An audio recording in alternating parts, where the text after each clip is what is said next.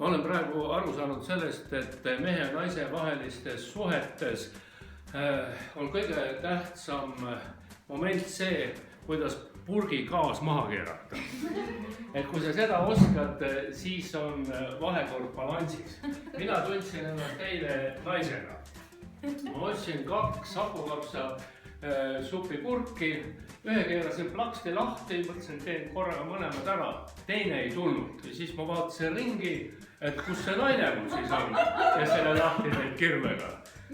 Ja ei olnud kusagilt võtta, aga kuna ma olen polütehnilise mõtlemisega, siis ma teadsin, et purgigaas ei tule lahti sellepärast, et seal purgi sees on vaakum. Ja sellepärast on teda raske lahti keerata. Üks võimalus on pista sinna siis lauanoa ots, kangutada, aga te võite selle lauanoa otsa ära murda.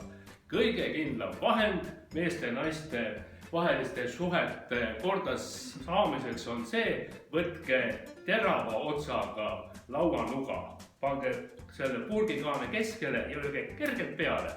Väike sälk sinna sisse ja tuleb mõne sõrmega keerates gaas lahti. Aga siis sa ei saa ju kaant enam kasutada. Jah,